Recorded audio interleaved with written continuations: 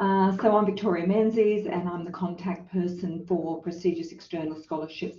I will also say that these are just about prestigious external scholarships, which means that they are overseas scholarships. So it's not anything to do with the scholarships that Griffith provides or those that are provided internally within Australia.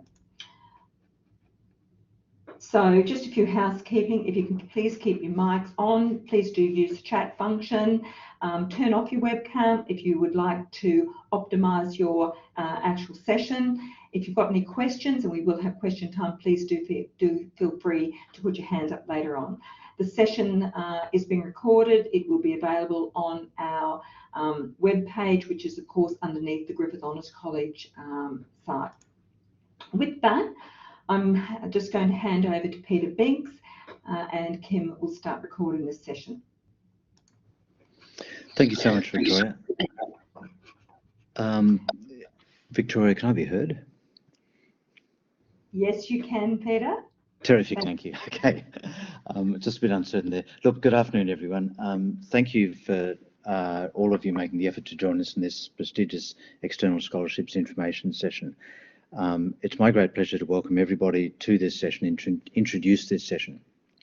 I do so acting on behalf of the Vice-Chancellor, Professor Carolyn Evans, who is normally the first speaker in this session. And Carolyn has a particular passion for prestigious scholarships. She's a Rhodes Scholar herself, but she has mentored many applicants for many different scholarships over the year and sees it as a vital role of the university to help progress people's careers. But let me start, first of all, by acknowledging the traditional owners of the lands on which we meet. We're all meeting on different lands, no doubt. And in my case, I'm meeting on the lands of the Jagera and the Turrbal people. And I, on behalf of the university, pay our respects to their elders past and present, and to all Aboriginal and Torres Strait Islander peoples here today. I'd also like to thank the many and extremely talented speakers who have joined us today to run these particular sessions, and many of whom I've worked with over the last dozen or so years. I haven't met, but would like to thank Alex McLaren from the Fulbright Commission. Thank you for joining us here today. Elise Stevenson, a Griffith student who will also be speaking as a Fulbright Scholar. I welcome my colleague, Professor Stan Hearn, who represents the Rhodes Trust, and we'll be talking about the Rhodes Scholarships today, and Dr. Catherine Woodward, our own Griffith graduate, who is a 2022 Rhodes Scholar. We have Dr. Nicholas Hill from John Monash Scholarships, a scholarship I've been closely involved with. Nick, welcome to the community and delighted to have you involved today.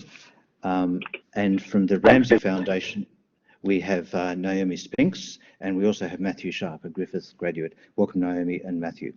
New Colombo Plan, I think Victoria will be talking about that, but we will be welcoming a couple of our own New Colombo Plan scholars, including Rachel Grant and James Fairley. So welcome all, and thank you for being able to take the time to contribute today. I also want to take this chance to thank Victoria and Kim and the extraordinary team from the Honours College who do so much to organise this fabulous event and who support every applicant in so many different ways. Let me mention a little bit about why this is so important to Griffith. Griffith University is a community. We've always been a community of a distinctive type, but we're a community where we focus on realising and enhancing the potential and the opportunities for our students and our staff and all the people associated with the university and with the communities that surround that. So this is the kind of thing that we really like to do and we aspire to do really well. In 2021, the year just completed, we had a bumpy year for prestigious scholarships. We're enormously proud that Dr. Catherine Woodward was awarded a Rhodes Scholarship and will be leaving for Oxford later this year. That Dr. Elise Stevenson was awarded a Fulbright Fellowship and will be taking up her position in the US.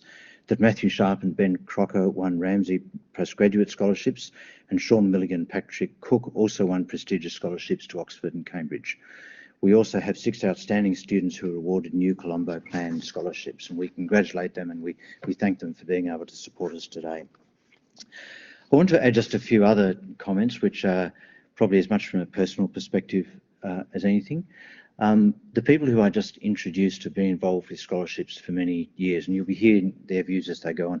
I too have been involved as a applicant, both unsuccessful and successful for scholarships, as a panelist across a couple of different organisations. And there's a few things that are important to highlight first up. The first is that this is a process.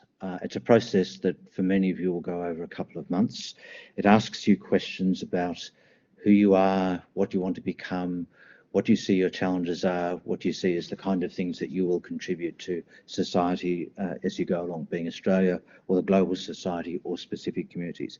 It's a really important process because we rarely get a chance to face those kind of questions and to consider them deeply and respond to them. The second thing is that we go through that process alongside some really talented people.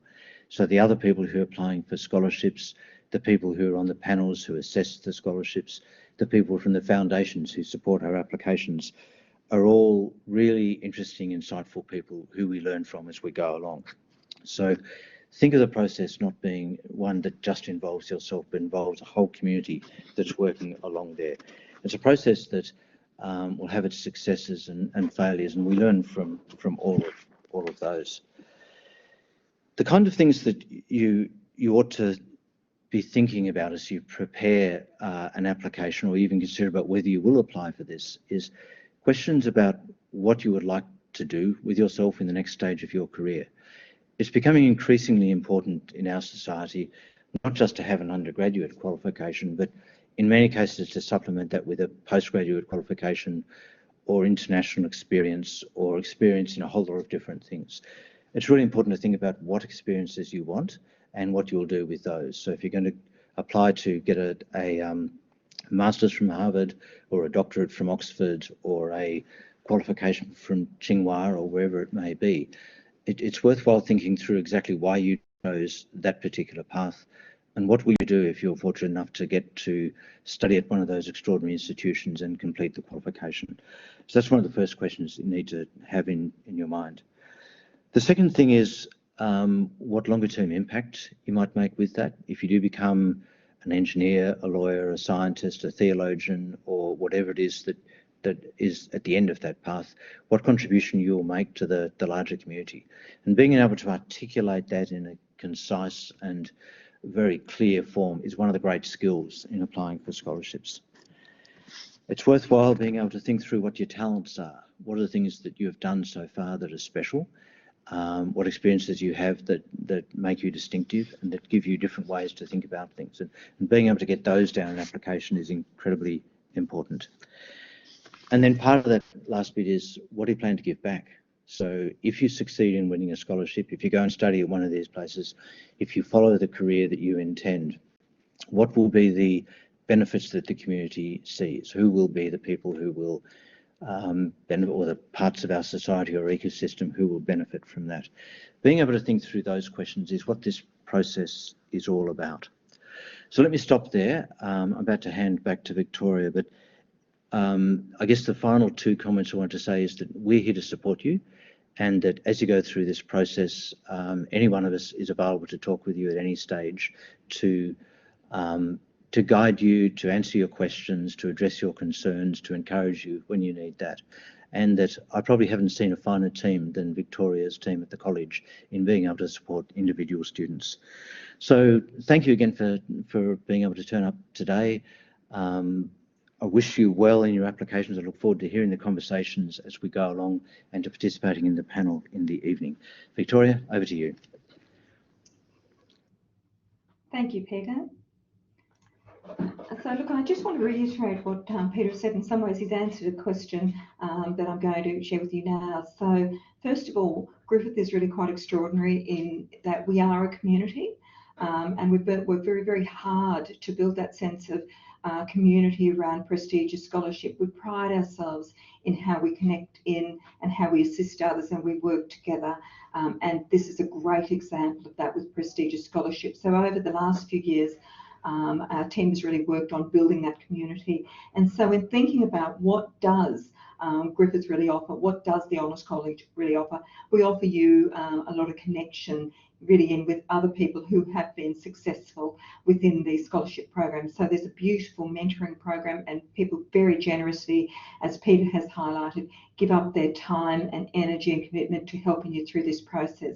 So one of the things that Peter did say is really that notion of, why are you applying? And that can be hard for people to really understand about why they're applying. And often it's through the conversations. And that's one of the things that I personally do a lot with people when they're looking at applying, is really try to unpack, well, why are you applying? What is it you're hoping to gain? And so it can be quite a cathartic kind of experience. The other challenge, of course, is articulating really what it is you're trying to say. And for many of you, you may have applied for grants previously, and this is something very, very, very different that you're applying for. So what's the evening going to be about? Well, as I mentioned to you, we're covering a number of different programs. So this is just a slice through, a highlight of a number of the key programs that we support. But there are, of course, many, many, many more. So some of you may be looking at applying for Churchill, and that closes this Thursday. And if you've thought about it at all, I'd encourage you to have a look at that, because it's a very brief application, unlike all the rest of these. So this is the timing. Please feel free to step in and out as the key ones. We are going to be recording all of these sessions. So please also put your chat in the function. So again, a big thank you to Peter. And with that, I am going to hand over to Tara Hawley-Whitfield from the Australian American Fulbright Commission, and ask you, Tara, if you can please turn your mic and camera on. And then at the end, when you finish speaking, if you would please introduce Elise Stevenson. Thank you. Of course. Thank you so much, Victoria. And I'm just going to assume that that you can all hear me, because I don't see Victoria waving at me, but hi there. As Victoria kindly mentioned, my name is Tara Hawley-Whitfield. I look after the partnerships and the scholarship program for the Australian American Fulbright Commission, and I've been with Fulbright for about six or so years now. Just to give a really brief overview, Fulbright is in its about 73rd year, so it's one of the largest and most prestigious scholarship programs between Australia and the United States. It was founded just after World War II, when Senator Fulbright, the man on your screen there, had this idea post-World War II that if people just spent time together and really knew each other, spent time in each other's cultures, face-to-face, people-to-people, that things like World War II wouldn't happen again. And he was very clever in sorting out some funding, and that program has now been established, as I said, for 73 years in Australia, but 75 years worldwide. So it operates in Australia while we do exchanges with the US, but it also operates in over 160 other countries.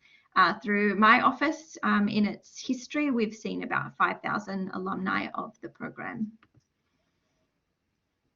Now, this slide's just to give you a bit of a snapshot on what we offer. So as you can see just there on the left, we offer about 100 scholarships each year. To be honest, it's creeping closer to 150 now, just as the funding has grown.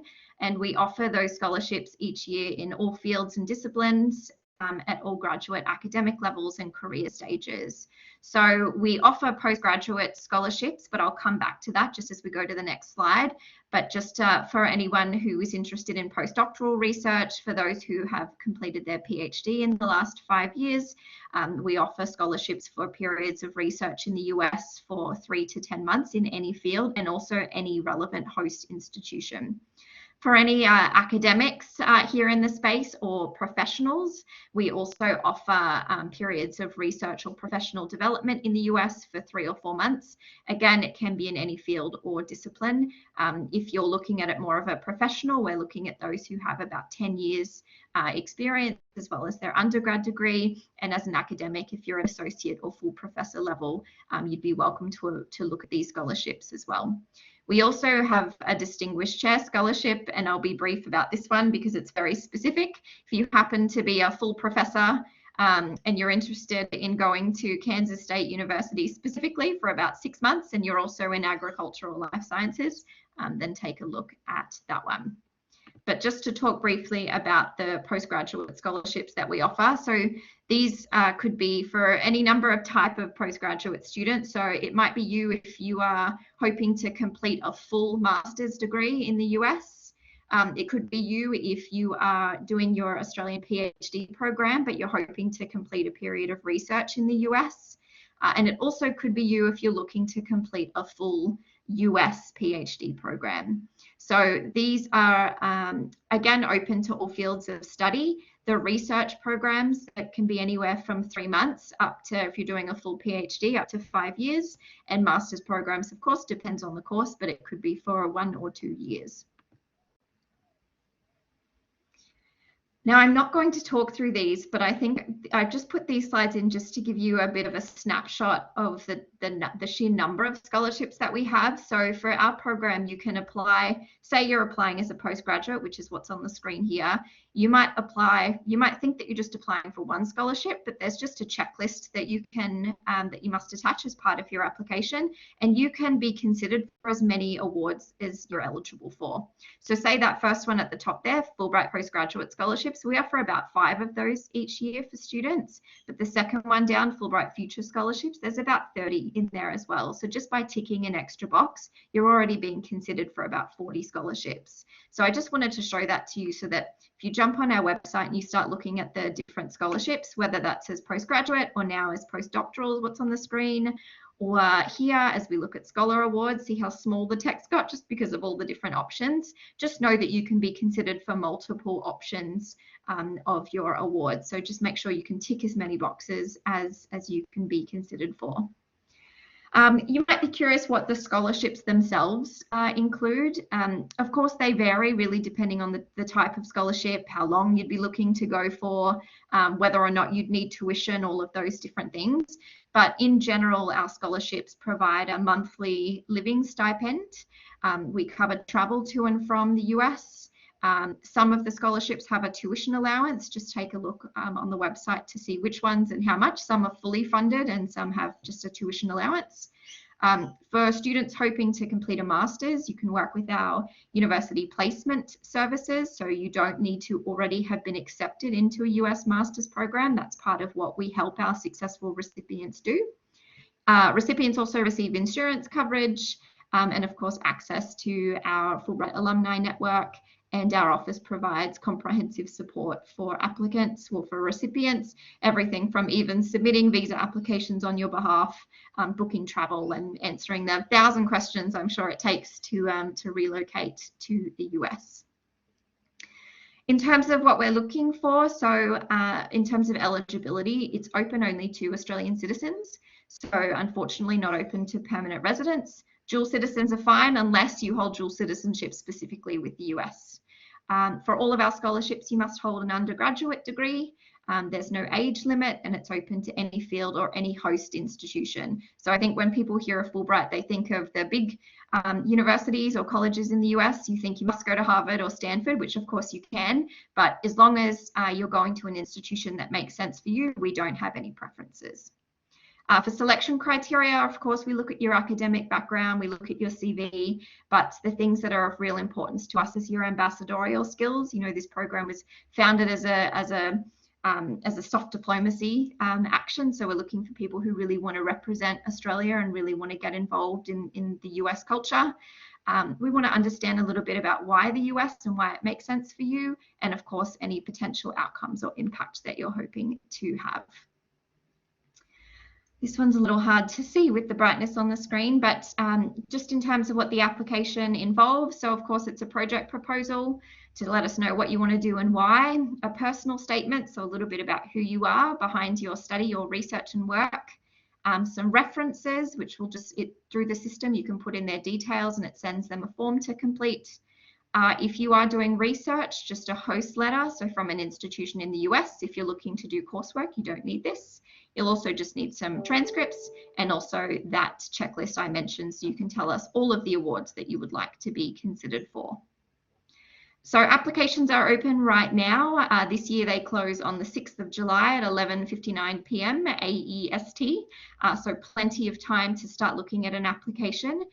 We do interviews through August, September, and then successful recipients all find out by the end of the year. And then you would start your program the following year. So if you applied right now, you'd be looking to head off to the US from mid next year. If I'm sure that was so brief before I hand to Elise, but please keep in mind the Fulbright website is such a great resource. On our resources page, there's an hour-long webinar that goes into much more detail than I'm able to in my short minutes. So please check out fulbright.org.au. There's an email address there, fulbright.org.au, if you have any questions, and the phone number for our office. So please check out the website and throw your hat in the ring. You know, we have between 100 and 150 scholarships on offer each year, and there's no reason why it shouldn't be you. So please do take a look. But Elise, if you're there, I would love to hand to you to hear about your experience of what it's been like applying, and of course finding out about being successful.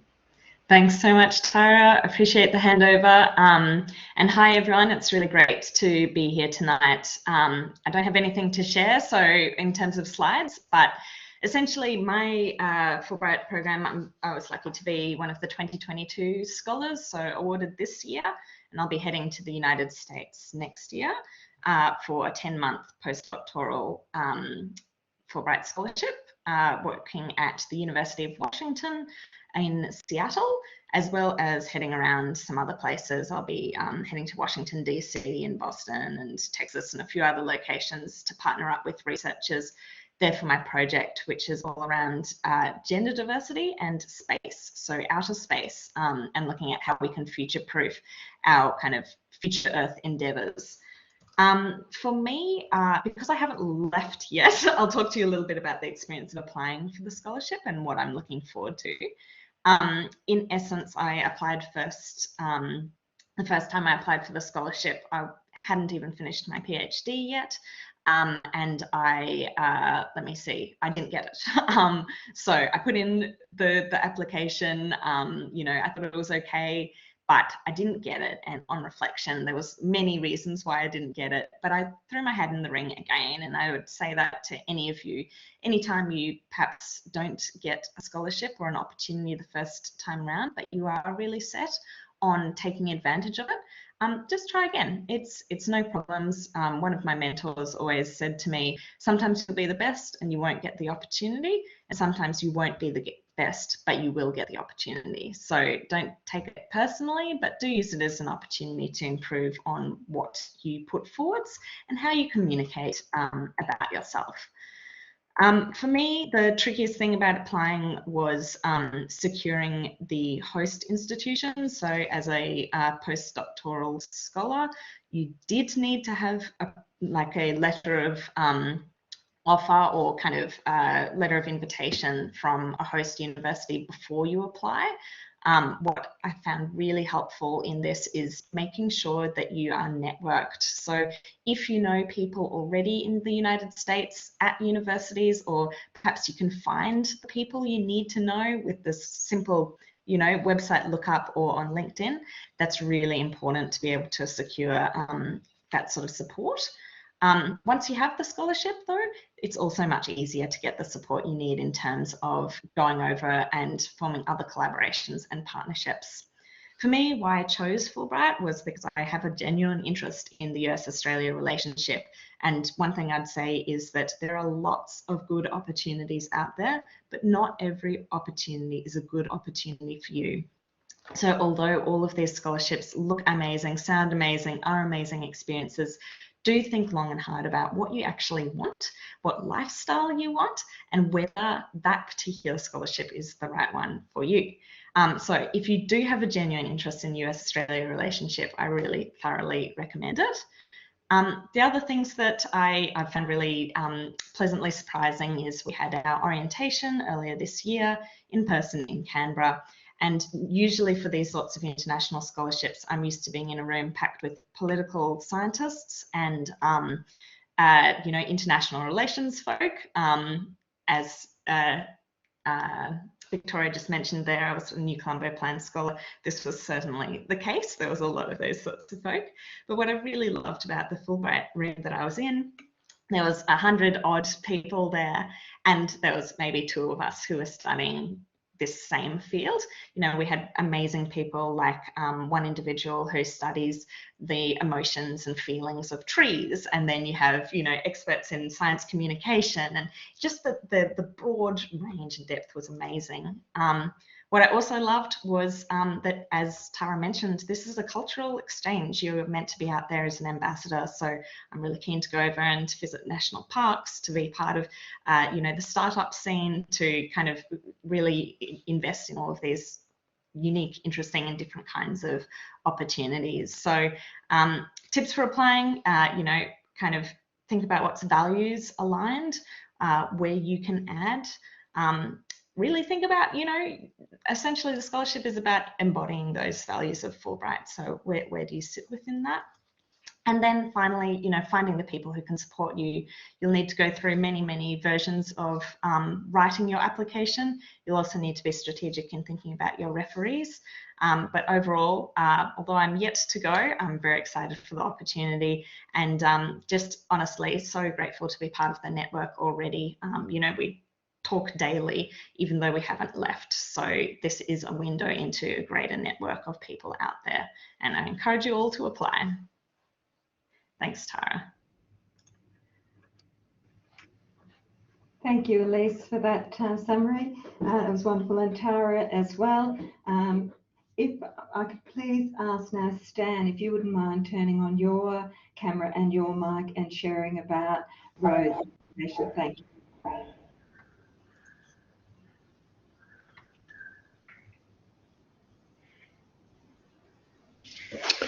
Hi everyone. I take it you can hear me, Victoria?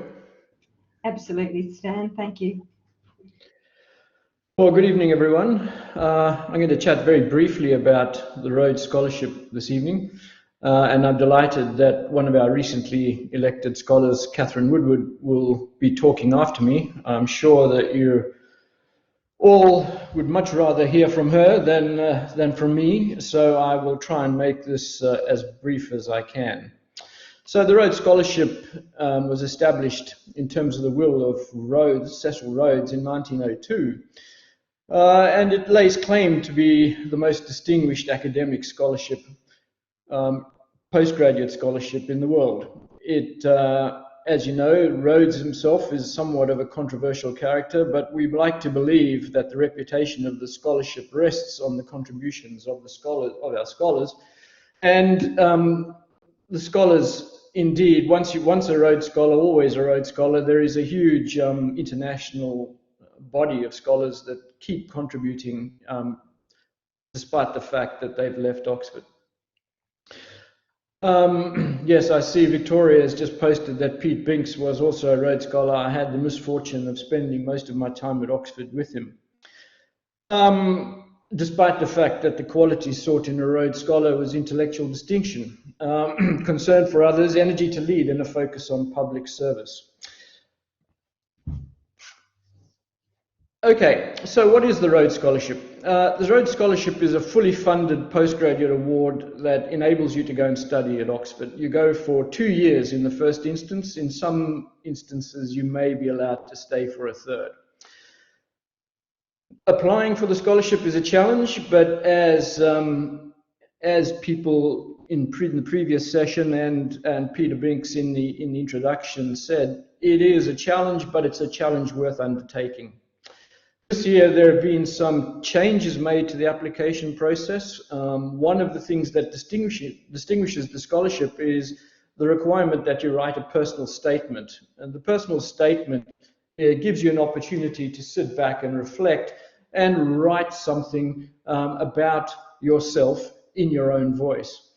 Now, the personal statement has been changed somewhat and now provides 3 prompts asking you to think about yourself and what you think your values are in terms of the requirements of the scholarship, to think about others. So how do you fit into a community and what do you think you can bring to the community? And the third prompt is to think about the world perspective, what you think the world most needs and how you would use what you learn at Oxford to improve the course of humanity. Okay, what does the scholarship cover? Well, it's particularly generous. It covers all your university and college fees. It also covers the costs that you will incur to apply to Oxford, if any. It will also cover your visa fees if you get elected. It covers your flights to and from Oxford. You get one flight there and one flight back. But note that you cannot defer the scholarship and you can't hold it with any other scholarship. So what makes the scholarship unique? Well, in Oxford, there is Rhodes House is the kind of centre of the community. The warden of Rhodes House stays there, and it has become increasingly a centre for the intellectual life of scholars. It hosts talks, seminars, forums. There are study spaces and libraries where you meet other scholars.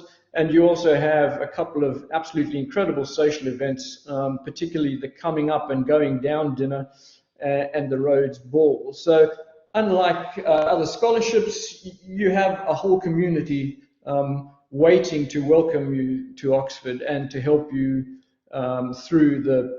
navigate all of the difficulties of adjusting to life and academic life in a new country. So who's eligible? Well, you must be an Australian citizen or permanent resident. You must have completed 2 years of schooling at an Australian secondary school. There are some rather strict age criteria. I was just checking on the Rhodes website earlier, and I see that they still haven't quite updated the criteria for this year. But if you go to the Rhodes website, you'll be able to infer what the age criteria are. Broadly speaking, you have to be under 24 years of age when you apply.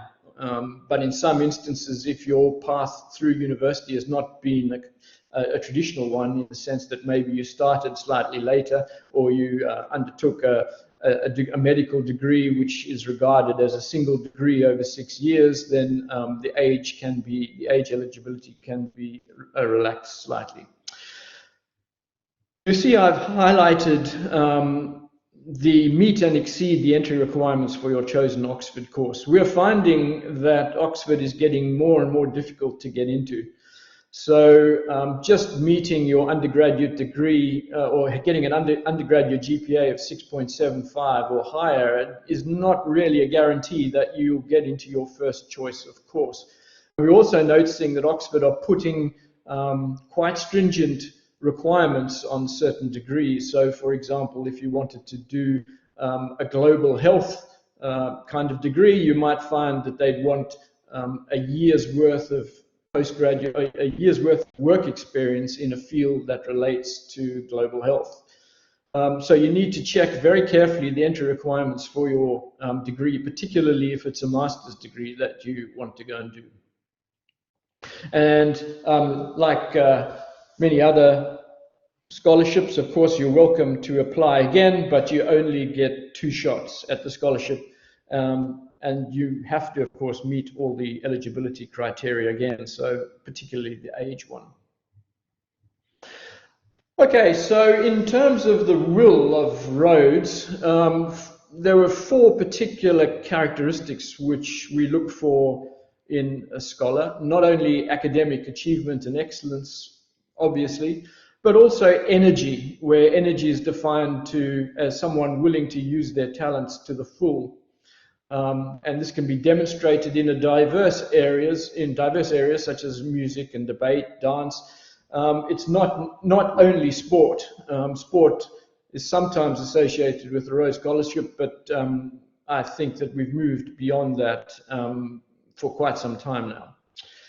Truth and courage, devotion to duty and fellowship, as shown in your interest in and service to the community, and an instinct to lead. So those are the talents which we look for in a Rhodes Scholar, and which the application process emphasizes, and the selection process is based on those characteristics. So in the selection, we're always coming back to these 4 characteristics.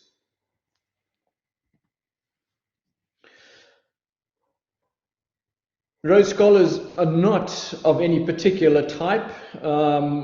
We try to encourage very diverse people from very diverse backgrounds and fields of study to apply. Although Catherine is going to be talking to you later, and I'm not going to say anything further about that, I just wanted to point out that the other Rhodes Scholar elect for 2022 is Talia Smith. And you can see that Talia was a diplomat. She studied international studies and languages at UQ, whereas Catherine is a medic. There is no stereotypical Rhodes Scholar anymore. We try to encourage applicants from a very diverse range of individuals and study areas. So the previous scholar last year was in fact an aeronautical engineer who was interested in supersonic flight. So there is a huge variety of subject matter which has been studied by our Rhodes Scholar elects over the last couple of years. So if you need any more information, of course, you can always talk to myself or to look at the Rhodes Queensland website. But what you need to know is that applications open in July, close on the 9th of September. We'll be shortlisting on the 10th of October, and then we will be proceeding to interview shortlisted candidates over 2 days on the 24th and 25th of October. And the one thing which you'll notice which distinguishes the scholarship is that we enjoy vice-regal patronage. So the social event will be at Government House.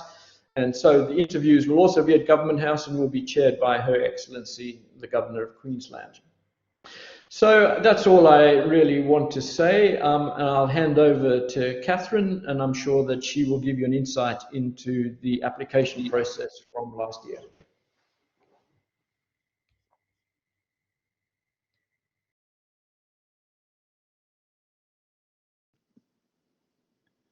I hope everyone can see me. Sorry, I've just run home from the hospital for the day, but I'm really excited to be able to join you and talk a little bit about the Rhodes Scholarship and all that entails. It was not really that long ago that I was kind of sitting in the shoes of those who might be watching tonight, thinking about what opportunities lay on the horizon and what kind of postgraduate or after medical school life might look like for me. And thankfully, I was able to talk to lots of people who knew me and my interests, and someone suggested that I might like to think about the Rhodes Scholarship. Sorry.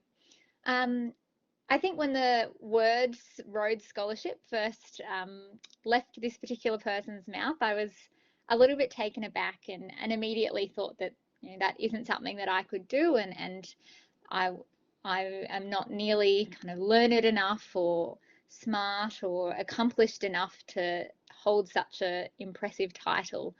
But I think throughout the journey of applying for the Rhodes Scholarship and having now been fortunate enough to receive a scholarship myself, you realise that the Rhodes Scholarship is really designed to empower young people who want to make a difference in the world and make the world a better place, and have an idea about how they're going to do that and how they're going to contribute to that positive change. So really it's for anyone. Obviously there are a few stringent eligibility criteria, and the selection criteria kind of cover a broad range of areas, but I think that kind of boxing yourself in or out of the idea of being a Rhodes Scholar is something you should be really careful about. It's certainly something that I did initially, and it wasn't until I went back and thought about it a little bit more and started to talk about the idea with a few other kind of trusted mentors of mine that I started to see it as a possibility. And obviously it's now become a bit of a reality, which is super exciting for me. Stan talked to the idea of the personal statement a little bit earlier, and I think that that's probably one of the things that, if I can encourage people who are thinking about a Rhodes Scholarship to start thinking about early, is a really key idea, because it is your opportunity to talk to the selection panel about who you are, about what you're passionate about, and about the things that drive you to make that difference in the world. And I think my personal statement went through, I actually don't want to know how many iterations, and, you know, constantly kind of tweaking it over the course of months and months. But, you know, for me, it was a really, really insightful process, because it required a lot of reflection, and, you know, articulating exactly what it is that motivates you to get up every day and go to work, or you know, study, can be really difficult, particularly if you're like me and you've been at university for a very long time. I was in my 6th year of study at the point where I was applying for the Rhodes Scholarship, and, you know, particularly as someone coming from the medical field, it can feel a lot of the time like you're going through the process,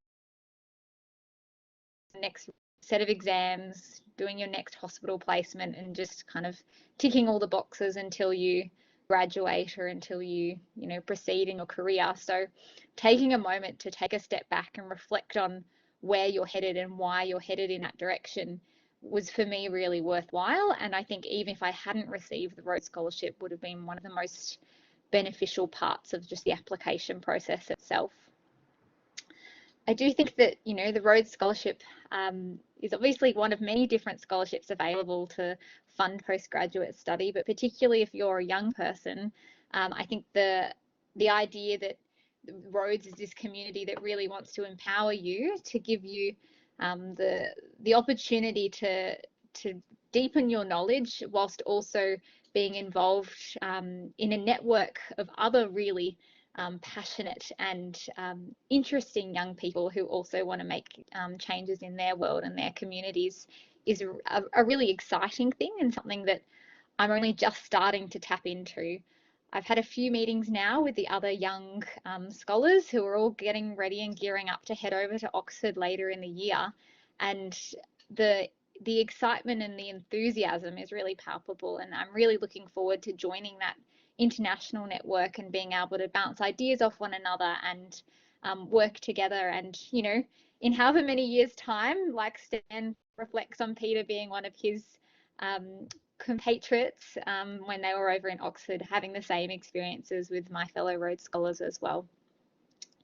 I think it's really important to remember that a scholarship like the Rhodes Scholarship isn't just about academics. Of course, you need to be a strong student, and you need to be able to undertake a postgraduate course at Oxford, which, as Stan alluded to, is a really, you know, rigorous and intensive academic process itself.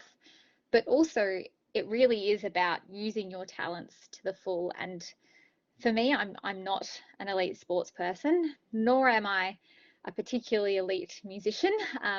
There are certainly hobbies that I like to pursue, but the things that I am really passionate about and had been working really hard towards were things like making a change in how we deliver healthcare for patients and their families.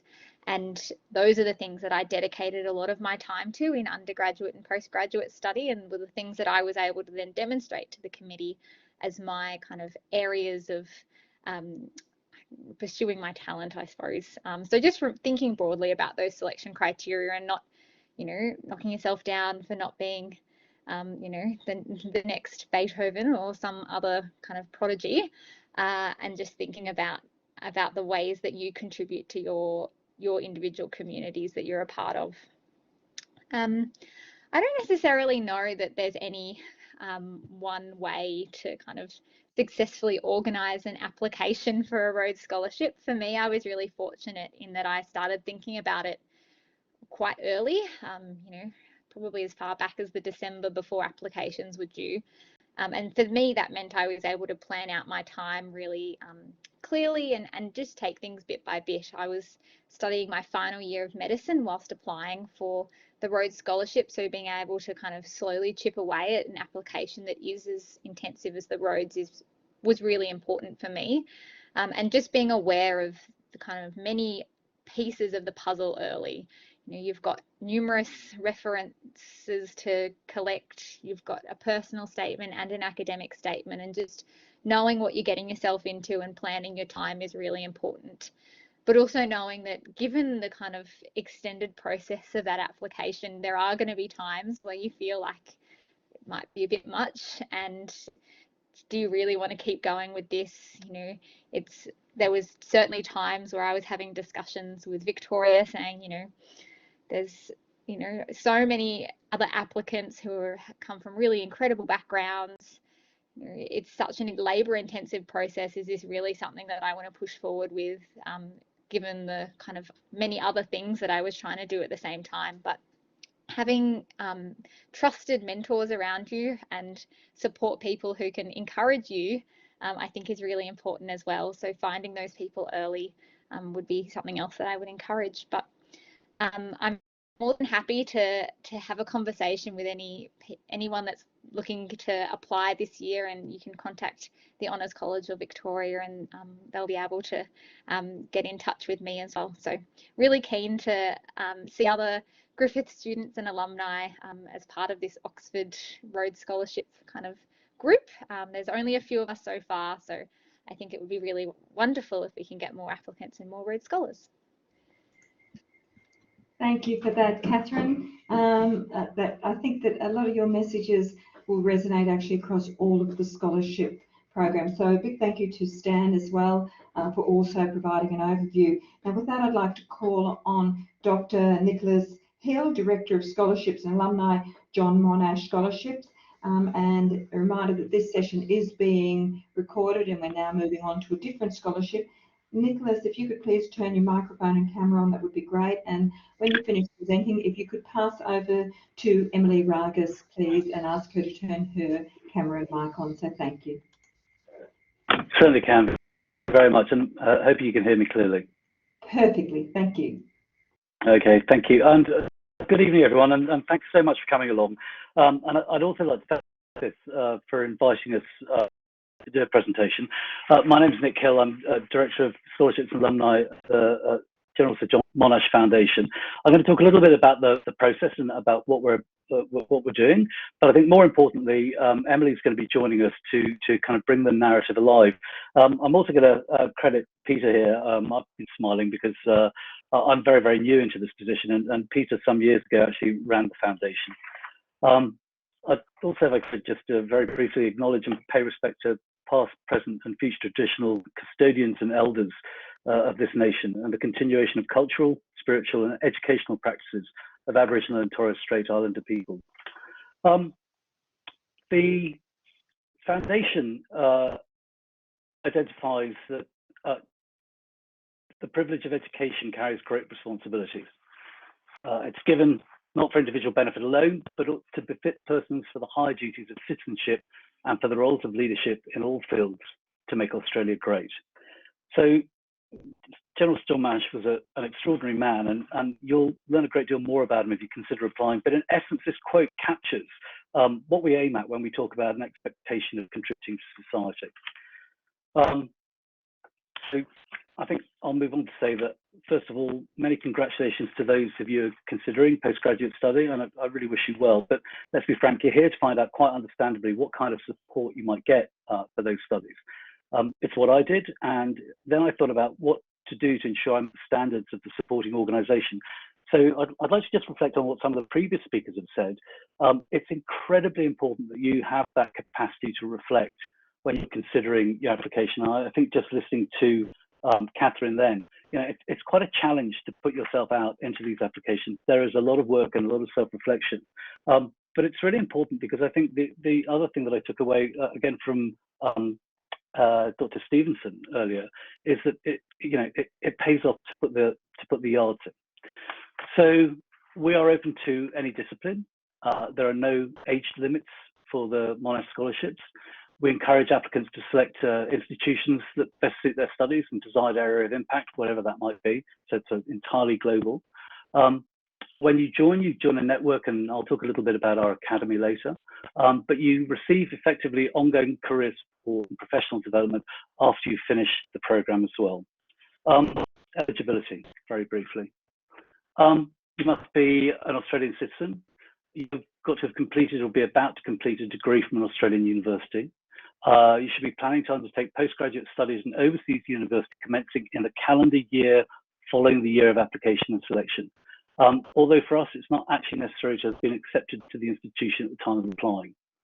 And you've got to be able to argue the merits of the chosen course, the institution, and how best they're positioned to drive progress in the chosen field of study that you have. On top of that, though, we do like the other scholarships, and I think I'm going to be conscious here that I don't want to repeat myself, but there are demands of excellence, leadership, and citizenship that come with these the obligations of the scholarships. And I think that's fairly clear for us that we have a series of selection panels who go through your application, and then will interview you if you make to the next stage. And they will identify that, but that is part of learning by doing this. And it was interesting to hear that, you know, sometimes people have had a couple of attempts at applying for various scholarships. And for us, I think that's important that when you're doing this, that you're actually reflecting, and you have an opportunity to self-reflect when you're considering what it is you might have done. Okay, I'm going to move on fairly quickly. These slides are captured for later. What is a scholarship worth? It's $75,000 per annum for up to 3 years, so $225,000 in all. That can be used for tuition, living expenses, and so on. We support you with return flights from Australia to your destination and back. And we can help you with supporting for additional funding if required. In fact, a couple of our scholars for this year have secured Rotary funding, and others have had other funding as well. And importantly, there's going to be lifelong membership of the John Monash Foundation Leadership Academy. The additional benefits, if I can get the slide. There are a couple of universities who will give us additional bursaries, fee waivers and full fee waivers, and a couple of exclusive scholarships for specific destinations. The Leadership Academy has been established really to develop the scholars who, as they return from studying, and we do expect or anticipate that scholars will return and make a contribution to Australia. That'll be many, many years after they've studied. So we've had some who have returned 15 to 20 years later. But the Academy facilitates the leadership journey by creating a platform for engagement within the community across all sectors. So we have mentor-mentee programs, and we also have the opportunity to have collaborative grant funding for scholars who are working together on various significant global challenges. The application process starts on May the 1st, closes on the 14th of July. There are first round interviews are held nationally, and also via video conferencing.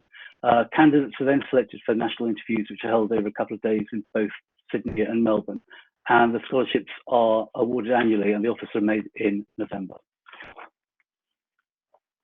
Obviously, we invite questions and hopefully you can supply this, but we'll be running a couple of webinars. If you go to the website, we're going to be running a couple of webinars that are very specific about how to fulfill the application. And if you have any further questions, please feel free to contact me at the foundation and go to the website. Now, I'd like to hopefully introduce, if she is available, I haven't been given a sign yet, but Emily, who is going to talk to you about her experience of the foundation.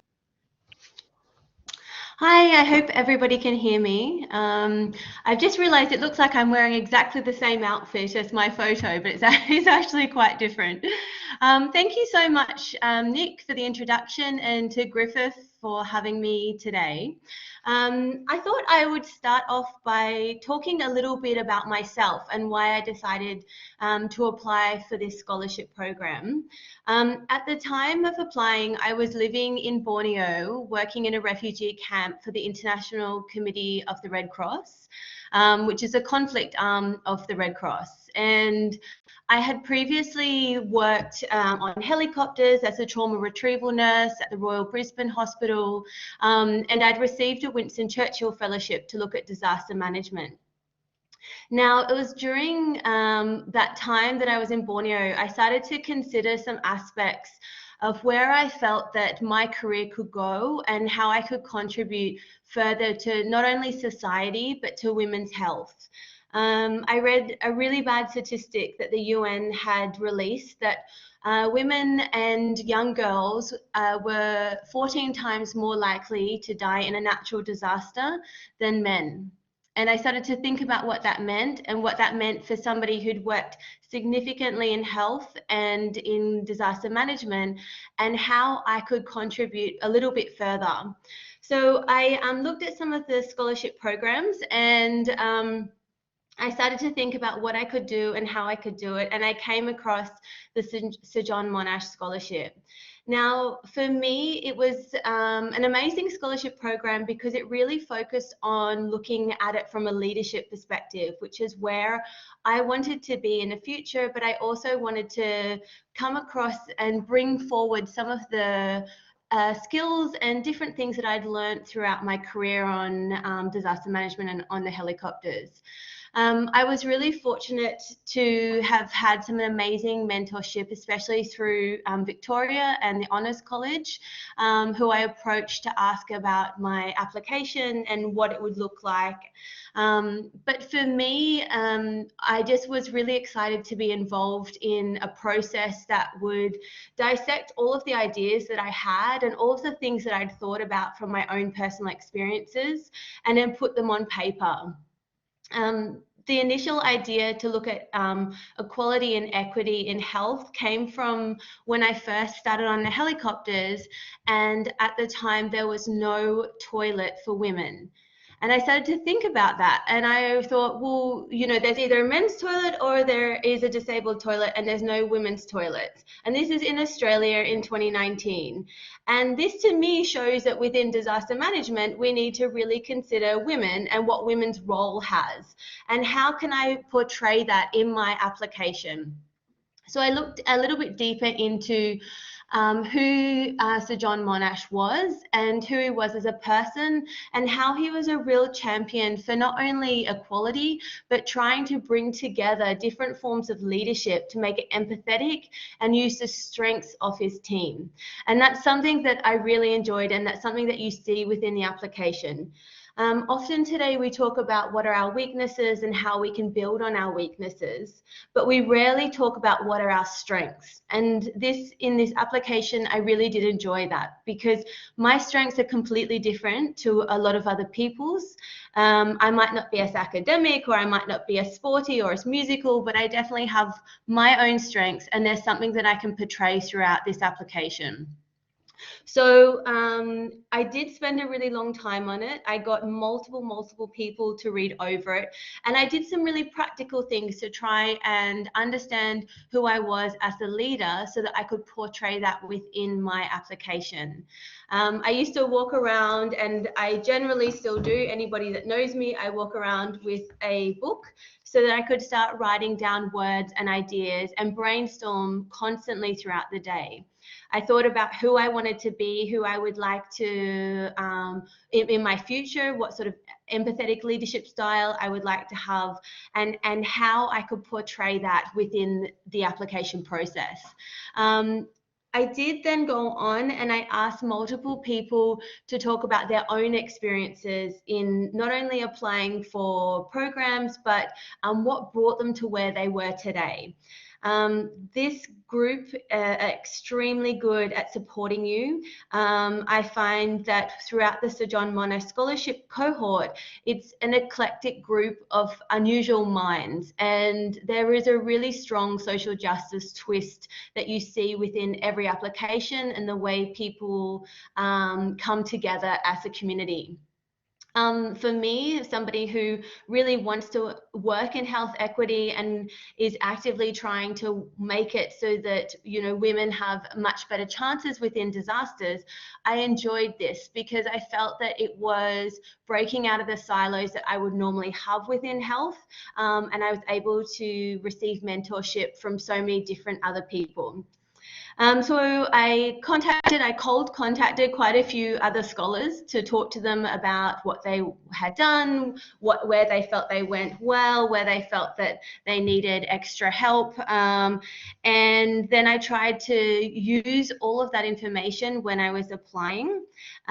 Within my first round of interviews, I couldn't have worked harder for that, but I didn't succeed. So I came in the second round offers with the first lot of interviews. And so it's something that Elise has spoken about earlier, it's that idea that you may not get through on the first time, but don't be alarmed. Just think of it as an experience, and this is making you into a better candidate for the future.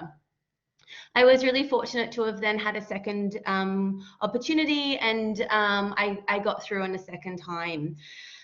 So when I was reflecting on that process, I realized that I'd taken a lot of it to heart, and it made me quite insecure, especially when I did receive the scholarship and I was around these amazing people that were, to me, just incredibly brilliant in their own right. But the way that the community does come together for Sir John Monash is really beautiful, and I feel incredibly lucky to be a part of it. They've supported me personally on quite a number of issues. They have supported me not only through the leadership program, but also through the scholars in my transition into Amsterdam, which is where I am right now. But I also know that they're lifelong friends, and that's something that I think is really rare when you're talking about the competitive nature of scholarships. So I couldn't recommend the Sir John Monash Scholarship program anymore to people. I just think it's a fantastic way to learn and understand a really unique and different area that you might be interested in, and to go forward and to be mentored into the leader that you would like to be in the future. So thank you so much. Thank you very much, Emily. That was just such rich insights. I think everyone will be thinking they'd love to apply for this scholarship. And you really have been quite exceptional yourself in your generosity in supporting other people through their processes as well. So with that, just to thank you also to Nick for sharing about the scholarship as well. And with that, I'd like to hand over to Naomi Spinks. Naomi is Ramsay Postgraduate Scholarship Coordinator. If you could please put your camera and mic on, please, Naomi. And when you're finished, if you wouldn't mind introducing Matthew Sharp as well. Thank you very much. Hello everyone, I hope you can hear and see me okay. My name's Naomi Spinks. I'm the Ramsay Postgraduate Scholarship Coordinator, and it's wonderful to be here. Thank you very much to Kim and Victoria for arranging this session and for all of the speakers so far. So I'll be giving an overview of our Ramsay Postgraduate Scholarship opportunities for next year, and we'll be hearing as well from Matthew Sharp later on in this session with his experience as a Ramsay Scholar in Cambridge. So, the Ramsay Postgraduate Scholarships are for high achieving candidates who have been accepted into a graduate program abroad at a world-leading university, and they're valued at up to $85,000 per annum. The scholarships have been made available through the generosity of Mr. Paul Ramsay, who was a leading Australian businessman and philanthropist. He wanted to support outstanding young Australians, our future leaders, to undertake graduate study overseas. Paul Ramsay was known as a man for others, who wanted to give back to his country and fellow Australians. He was profoundly grateful for his life opportunities and often reflected on the influences that had shaped Australia. He saw our nation as one of many that had benefited from being part of the long continuum of Western civilization, and in particular, he wanted younger Australians to appreciate and value this heritage and to take the lead in passing it on to others. We have two categories of scholarships available.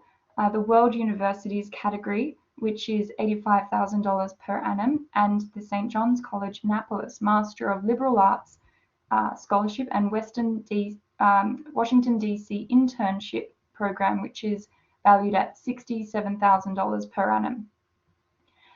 To apply, you need to be an Australian citizen or permanent resident and have secured a place in a graduate program abroad before finalising your application. Up to 25 scholarships will be available each year, and with the majority being awarded in the first category being the World Universities category. Scholarships are intended to cover living, tuition fees, and other related expenses. Our first category of scholarships are the World Universities Scholarship, and these are available for Australians who wish to undertake graduate study at some of the world's best overseas institutions. For example, Oxford, Cambridge, UCL, Harvard, Princeton, just to name a few. Scholars will need to have been offered a place in a graduate program before finalising their application, and our applications for the 2023 offering will close on March 31st, 2023. So scholarships are valued at $85,000 per annum and are available for 1, 2, and in select cases 3 years of graduate coursework and or research. And scholarships are not limited to a particular field of study. By way of example, in the last 2 rounds, we received applications from a broad range of disciplines, including and not limited to the following: economics, law, applied mathematics, population health, literature, theology, archaeology, music, classics, film, just to name a few. Our second category of scholarships is the St. John's College Annapolis Scholarship and Washington, D.C. Internship Program. And this is a program which focuses on the great books of the Western canon. Scholars will also participate in an internship program in an area of interest in Washington, D.C., and will be assigned a mentor to assist them in securing an internship within their own unique areas of interest. There are endless career opportunities to explore in Washington, D.C., whether it's in politics, law, think tanks, embassies, museums. And the location of both this degree and internship offers unparalleled access to organizations both large and small. St. John's is located in Annapolis, which is an idyllic seaside colonial city founded in 1649, and it's the capital of the state of Maryland and the original capital of the US. It's home to the US Naval Academy, and it's just 30 minutes drive from Washington, D.C. All classes at St. John's are 20 or fewer students to nurture a collaborative learning environment, creating space for every voice around the table to listen and to be heard. So this scholarship would be ideal for anyone who would like to gain a great books education at graduate level. So how does one get a Ramsay postgraduate scholarship? Ramsay scholars will be selected based on their strength of character, leadership qualities, and commitment to serve others, in addition to outstanding academic achievement and commitment to advancing a richer and deeper understanding of our civilization. Advancing a richer and deeper understanding of our civilization might be through the study of its history, philosophy, legal and political systems, religion, literature and languages, science and social sciences, music, art, or architecture, just to name a few key areas of study. These scholarships are intended for high achieving students, so this means that successful applicants have an outstanding academic record, which is usually indicative in terms of the course and institution in which they've been accepted as well. And successful applicants also have a well-rounded set of experiences and also a commitment to service, which echoes what Paul Ramsay himself was famous for, which was being a man for others. So key dates to keep in mind for next year. From May until December 2022, you can send an email to myself at postgrad@ramsaycentre.org to begin a conversation about what you're planning to study and where, and any questions you might have about the scholarship or the processes involved. From September to January 2023, this will be the time to commence and finalise your application for overseas study with the institution or institutions of your choice. And our application portal will be open from the 1st of February until the 31st of March 2023. In the meantime, you might like to stay connected with the work of the Ramsay Centre, so you can follow us at the Ramsay Centre on Facebook and LinkedIn and YouTube, and just to see what's happening there. But for now, I'll pass over to Matthew Sharp, who will talk about his experiences as a Ramsay Scholar at Cambridge University studying a Master of Law.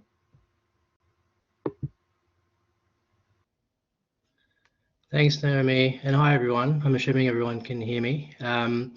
So I thought I'd just start by giving a bit of background about why I decided to study the Master of Law program here at the University of Cambridge, before explaining why I applied for the Ramsay Postgraduate Scholarship in particular. I think my pathway is a bit unusual in that I really didn't have any intention of doing postgraduate studies after I finished my undergraduate degrees at Griffith. And that's not because I didn't enjoy studying at Griffith or studying in general for that matter. But it was just because I felt like I'd achieved everything that I'd set out to achieve academically at that point in my life and was ready to start my next chapter. So after I graduated with my law and criminology degrees from Griffith in 2018, I worked as a lawyer at a commercial firm in Brisbane for a number of years before COVID emerged and we all went into lockdown. And I don't know what it was about lockdown. I think it was just the fact that we're all stuck inside with not much else to do, but I really started to spend more time thinking about the path that I was on and what I wanted to achieve next. For example, one of the things that I had always planned to do, even before I started studying law at Griffith, was to join the Australian Army Reserves as a lawyer. And the reason why I wanted to do that is because I previously served in the Australian Army as an infantry soldier and absolutely loved it. So I really couldn't wait until I finished my studies at Griffith and became a lawyer so that I could eventually re-enlist in the military on a part-time basis to continue to serve in a different capacity. But unfortunately, after becoming a lawyer and applying to re-enlist on 2 separate occasions, I was told that the Australian military would not be hiring any new lawyers for at least a few years due to being overstaffed. So when I found that out, it felt like my plan was becoming unraveled and I was being pushed down the commercial law route and only that route, which I didn't really like. Not because I don't enjoy being a commercial lawyer, because I do, but I think it was because rejoining the military had always been my plan from the very beginning and I didn't want to give it up. So long story short, I started to consider what my options were during lockdown to get me back onto the path that I wanted to be on. Which ultimately led to my decision to apply to study the Master of Law program here at the University of Cambridge. And the reason why I wanted to study here in particular is because Cambridge has a world-leading international law centre, which provides regular lectures and events on topics that I'm really interested in. And the Master of Law program has so many great courses, such as the law of armed conflict, use of force and peacekeeping, which I enrolled in and really, really like. Because not only has it given me the opportunity to learn about international humanitarian law and human rights law, which are all topics that I would have been learning about had I been able to join the military, but it's also given me the opportunity to connect with so many international humanitarian lawyers over here who instruct on the course, including a captain in the British Navy who's going to be putting me in touch with a number of people after I graduate to eventually join the British military as a part-time legal officer. So I'm really, really excited about that. In regards to why I decided to apply for the Ramsay Postgraduate Scholarship in particular, for me, it was just so exciting to be involved in a scholarship program that's brand new. You know, the postgraduate scholarships were offered for the first time last year and will exist for many, many years to come. So it's just really exciting to be part of the early years of the program. Another reason why I was drawn to the Ramsay Postgraduate Scholarship in particular is due to its focus on advancing a deeper understanding of Western civilization. Because having studied law and legal theory at Griffith, I've grown to understand and appreciate the influence that ancient Western civilization has had on our modern legal systems in Australia. So at the end of the day, I knew that I'd be able to convincingly explain why I consider the Ramsay Centre's mission to be important to me. And with respect to my tips, and I think I might be going over time, so I'm sorry about that. I recommend doing your research on the Ramsay Centre prior to starting your application, which I found really useful. The Centre has a number of podcasts and videos online that can be easily found on Google. I ended up listening and watching to all of them just to better understand the Ramsay Centre and why it was established, because I actually hadn't heard about the Ramsay Centre before I found out about the scholarships. And as part of that process, another thing that I found really valuable was getting my hands on a copy of Paul Ramsay's biography before I started the application. And I think I got it off Amazon from memory. And I wanted to do that for 2 reasons. Firstly, I wanted to get to know Paul a bit better. As Naomi mentioned before, the scholarships have been set up with his generosity. So I felt like I wanted to do that just to learn more about who Paul was. And secondly, I wanted to find out why he decided to establish the scholarship programs. So there's some really great background information in there that I'd certainly recommend reading if you get the chance for that wider context. And I think my final tip would be just to be genuine in your application, which seems common sense. In particular, in relation to the Western civilization questions, I think that it's tempting to say things that like you love reading Shakespeare or writing poetry in your free time, for example. But at the end of the day, I think if those things really aren't true, then that's going to come across as being very obvious during an interview, even though the interview is only 15 minutes long. So my advice would be to do what I did. Spend a couple of days creating a mind map on your phone, which includes the various topics that you've learned at university, how those topics have been influenced or shaped by foundations of Western civilization. I think that mind map is probably the most useful thing that I ended up doing, because after I finished focusing on the Western civilization component in the mind map, I also expanded it to include the various reasons why I wanted to study at Cambridge in particular, and why I wanted to study the Master of Law program in particular. So by the end of it, the mind map was quite large and difficult to read, admittedly, but simply going through that process of getting it all down on paper, color coding it, drawing connections between the various branches, really set me up well for the interview, because it got into this stage where I'd spent so much time preparing it that it was kind of imprinted in my brain, which made it much easier to respond to the questions that I was asked during my interview. And I think finally, my final piece of advice would be to just not be discouraged from applying for a prestigious university like Cambridge or applying for the Ramsay Postgraduate Scholarship because you don't have a clear research topic in mind or know exactly what you want to do with your life after you graduate.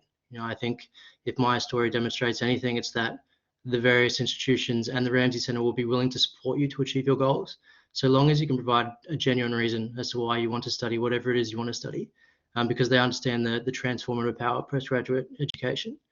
You know, for me, I made it absolutely clear in both my Cambridge application and my Ramsay application that I wanted to study the Master of Law program over here so I could pursue my academic interests in topics that I didn't get the opportunity to study at Griffith. And I got through, you know, so that was enough. So just give it a go because you've got nothing else to lose. So I think I'll stop there. Thanks, Victoria. Thank you very much, Matthew. That was fabulous. I've even written down a couple of great notes there and ideas that relate across the others. Now, so thank you, Naomi, and thank you, Matthew, for that session. We're now moving on to the next session, which is about the new Colombo Plan Scholarship. This is the final scholarship program that we'll be covering this evening, and then the final session following on from this will be a panel session talking about how to optimise your university. This session on New Colombo Plan, I'm actually the ILO for the New Colombo Plan as part of my responsibilities. So I'm going to talk about this program, and then I'll ask Rachel and James to talk about their experiences of applying. So as I've said before, this session is being recorded and we will have new people joining us for this particular session. So it's the only one that's available just for undergraduate. Like with the other ones, it's worth approximately about $85,000 for this scholarship. Now, so what is the New Colombo Plan Scholarship and why does it have it? It's actually run by DFAT, and it was set up about 14 years ago, and the idea of the scholarship was actually to increase the number and diversity of Australians undergraduates going overseas to study, to live and to work in the Indo-Pacific region. It also is really about soft diplomacy, and it's about prior to New Colombo Plan, there was something called the Colombo Plan, and the Colombo Plan brought young people from the Indo-Pacific to come to Australia and studies. And Kevin Rudd at the time, the then Prime Minister, recognised that there was really a need to send our young Australians over to the Indo-Pacific region. And it's about that soft diplomacy, so presenting the best, most talented young Australians to the Indo-Pacific countries and to build those partnerships. So, what is it? It's a prestigious scholarship. It's worth about $85,000 in total. You can do a language program, you do a study program, you do internships, and there's mentoring to it. So it's quite a complex, multifaceted program. The idea is to give you a greater understanding, really, of the Indo-Pacific and what it is like to live in those areas. Now, you can have a choice of 40 different eligible host locations, from India to Vietnam to Cambodia to South Korea to Thailand to Fiji. There are many, many countries that you can choose from, and for many people they'll choose 2 destinations. One needs to be, as it specifies here, the host location, so you must have a base location to be able to do it. Importantly, you must be able to use it to credit back to your undergraduate program. So if you're in your final year, obviously that's not really possible, but you can do honours as well with it.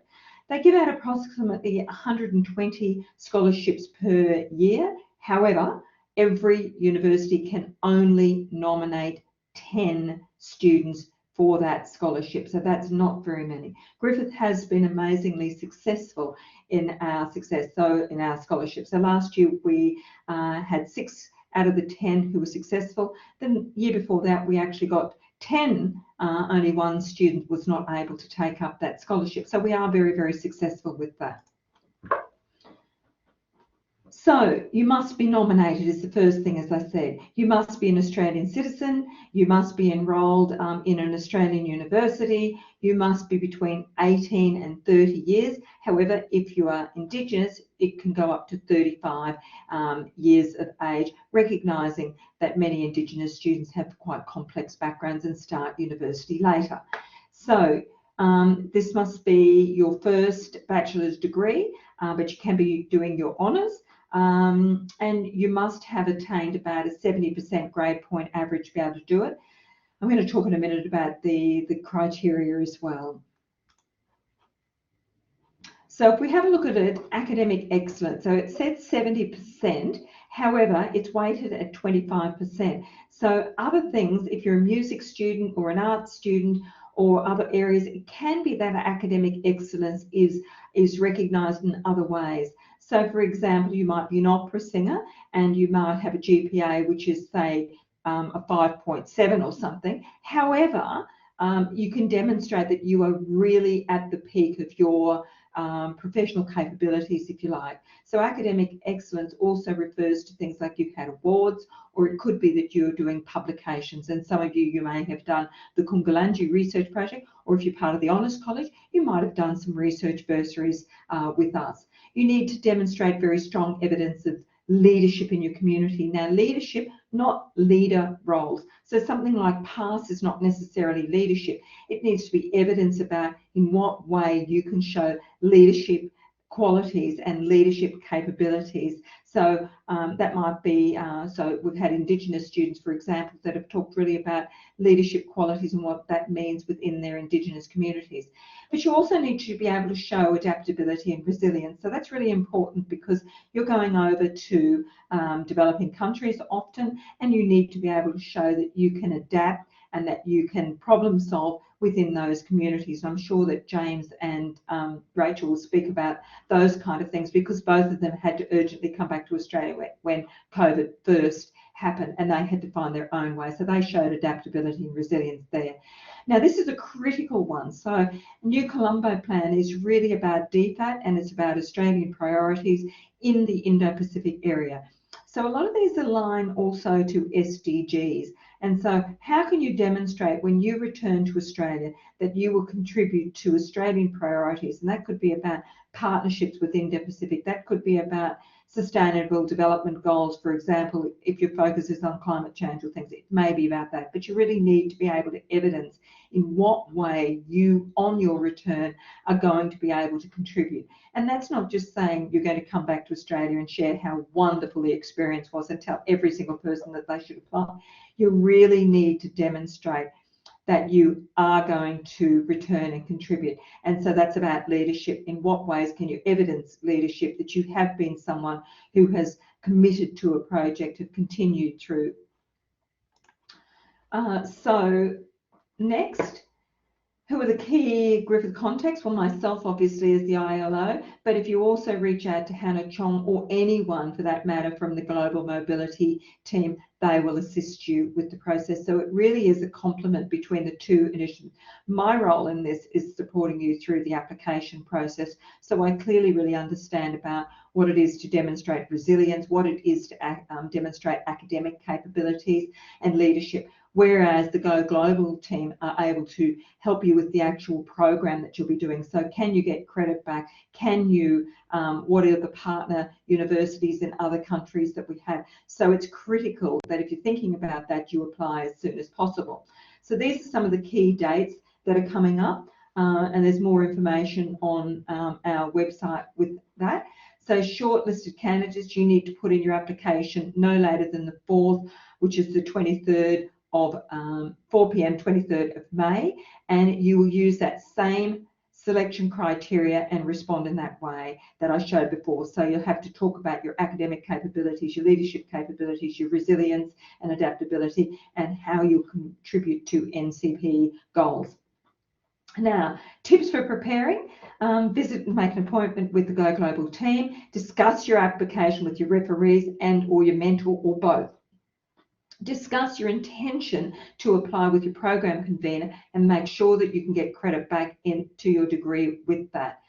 And reach out and connect with previous NCP scholars. So we've got a fabulous network of NCP scholars now, and they are really committed. So this is the beauty of Griffith, that we have such a rich community of people who love to give back to our students. Hence why we've got so many alumni with us now who are talking about their experiences of applying for scholarships. So this is the Griffith, and this is the Griffith, something that's really special to say about Griffith. So the shortlisted candidates, you'll be notified by the 6th. So we have a panel that comes together in May, June, and does the shortlisting of candidates and makes a decision about who are our strongest candidates. The university nominations, which is my responsibility to make sure I've nominated all of those candidates and put them up in the system. Then you have between the 20th of July and the 16th of August to put in your applications. You'll be shortlisted between September and October, and interviews will occur at that time. Now, we support you again through all that process, and we help you with interview preparation as well as the application. So don't worry, you get loads and loads and loads of support through that process. Then you'll be notified between November and December. Okay, so for more information, go here, and I'm going to, with that, hand over to Rachel. Can you please turn on your mic and camera, please, Rachel? Thank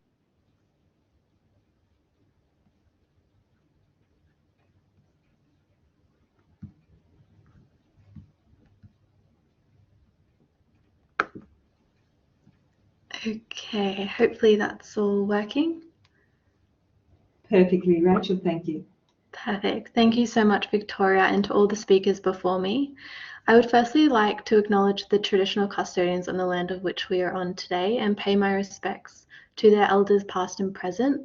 I want to extend that respect to Aboriginal and Torres Strait Islander people here today.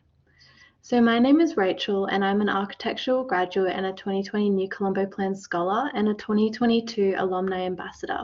And I'm going to give you a brief overview of my experience with the New Colombo Plan, both in mobility and scholarship form. So in 2018, I had the opportunity to go to Hong Kong for 2 weeks under the NCP Mobility Program, which allowed a handful of architecture students to go overseas to investigate and study a particular area in country. It was a cross-discipline program, so it was a combination of architecture and health students to study and experience Hong Kong in the perspective of our degrees. So the connections and friendships I gained from this experience, both professional and personal, I still have today. And it was this opportunity that began my desire to want to study overseas, and which sparked my interest and led me to the New Colombo Plan Scholarship. So the scholarship side of the NCP was much more challenging and really pushed me out of my comfort zone. The process for me started a year in advance to both increase my experience in my community and gain the connections and support I would need to tell my story. So it was during this time the hard work began, with ample meetings with my mentors, Victoria, New Colombo Plan advisors, basically to strategize and boost my application. Upon being awarded the scholarship, I would say the journey for me really started in Canberra when I met the rest of my cohort, which was a group full of incredibly bright and optimistic students eager to be change makers, especially in the Indo-Pacific. So I started my NCP program in January of 2020, in Tokyo, Japan, where I began language training. I stayed with a host family and studied Japanese for nearly 2 months. And it was in these 2 months I learned so much about Japan's people, culture, food, and the city.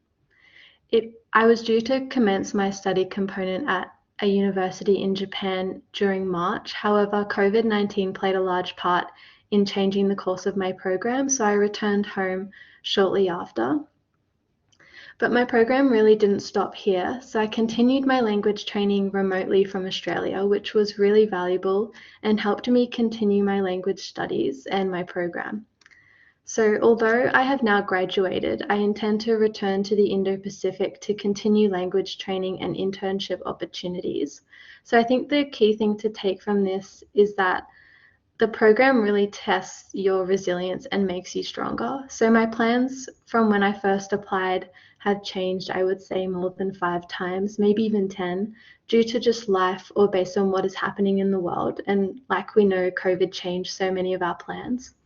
So I would just like to say not to worry and think that travel uncertainty will impact what's going to happen with your plans and maybe your scholarship opportunities, because travel will definitely be uncertain, but it is you that will make the experience, and then the experience that will make you even more resilient. So with that, I would just say, if any of you would like to reach out, please find me on LinkedIn, or you can reach out to Victoria, and I would love to have a chat with you. Thank you.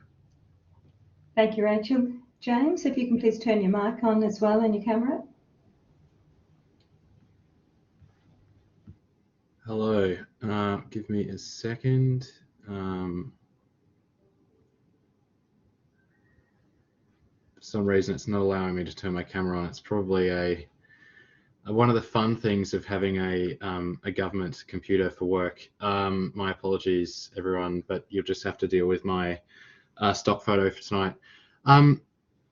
It's lovely to join you all tonight, and thank you, Rachel, for your points as well. I think I equally share a lot of what you say, and I'd just like to start by acknowledging the traditional custodians of the land that I'm meeting you on tonight. I'm here in Sydney, the land of the Gadigal people of the Eora Nation, and I pay my respects to their elders past, present and emerging, and equally wherever you may be joining us from tonight. I think I'll be really quick because I know we have a panel. I had written down 5, I think, key points tonight, and listening to the other speakers, I think there's a lot of overlap. The first is that the first part about NCP for me that I think you should consider is how is it challenging you in the way that you are thinking about your career and thinking about how you want to make an impact or what you want to do with your life. When I went through university, I did a double degree in law and international relations, and I was steadfast on doing law. I'd done clerkships, and I thought, yep, that's what I'm going to do. And then when I went on NCP, I went and did an internship at KPMG, and it completely changed what I wanted to do, and I've subsequently landed in the public sector. And so I think that if you are unsure about what you want to do, it's certainly an opportunity to gain some valuable experiences, not only through the application phase. I note that Emily was speaking about in the Monash scholarship how important the application phase is in developing yourself and your understanding of who you are. I think NCP equally does that, and it's certainly shaped who I am today. But also the experience phase. Matthew mentioned in the Ramsay Scholar scholarship element that, you know, that the Ramsay Scholarship has this transformative power of undertaking postgraduate study. I think equally NCP has this transformative power of undertaking, living and working and learning in disparate environments. And I did that across Vietnam, Thailand, and Japan during mine, and it certainly changed my outlook on life and how I contribute in my job now in the New South Wales government. I think, and that feeds into my second point about self-revelation, keeping to time. Connections are really important in NCP. As Rachel mentioned, you meet a lot of really like-minded young people who are really keen to go out and explore the world and learn and grow, and they make for invaluable connections in your professional life as well. I work with a range of different companies in my role now, and I meet people that have done NCP all the time, and I'm constantly working with people like in AsiaLink, for example. There are other Griffith people in AsiaLink that have done NCP, and it's landed them where they are. Look, I'll keep to time and skip over the other points, but I think ultimately NCP is a really important opportunity that you should try and apply for. And even if you don't get through, the application serves as a really good foundation for you to grow and develop as a person, and I guess understand a bit more about what drives you to do what you want to do. It's a really good opportunity to reflect, and I think it might have been Emily mentioned earlier that as Australians, we don't often reflect on ourselves, or don't talk up ourselves, but it's a good opportunity to build your self-confidence as well. And equally, going out and learning experiences, particularly in emerging markets like Vietnam, are really critical to Australia's interests at this time, because we are, diversifying trade, but also it makes for some really interesting experiences going to a disparate culture that you've never been to before, where you don't speak the language. It's a challenge worth doing, and it makes, I guess it makes things interesting for you. So certainly encourage you to apply. As Rachel mentioned, please reach out to any of us, the NCP scholars. I think everyone's really supportive to talk to you, and always happy to answer questions, so don't feel shy to ask anything. Back over to you, Victoria.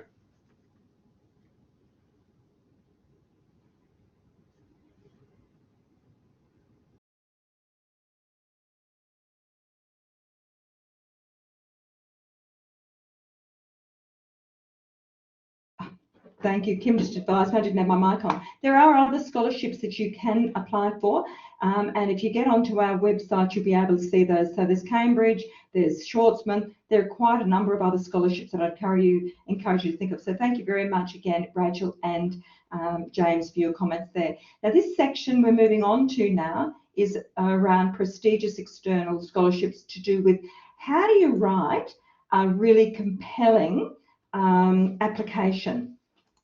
So thank you. We have Dr. Peter Binks, who has had oodles of experience in this area, as you've heard throughout this session, Dr. Elise Stevenson and Emily Ragas. So if you could all please turn your camera and mics on, that would be fabulous.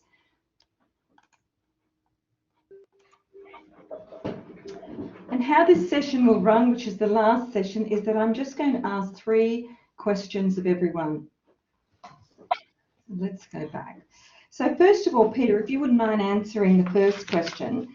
So writing a persuasive application, this is really, really challenging. So what would be 3 different things that you would share with people that they can do to improve their application?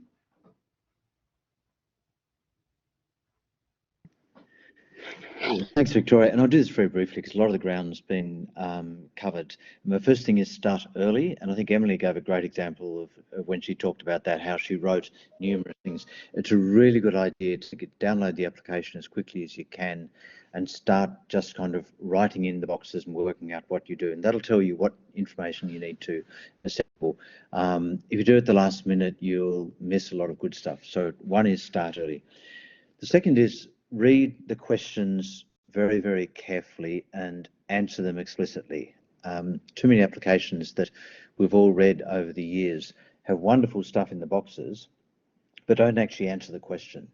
If they're looking for your impact on Australia, if they're looking for your next steps after the postgraduate scholarship, then they will ask that, and you need to explicitly address that. So very clearly address the question posed.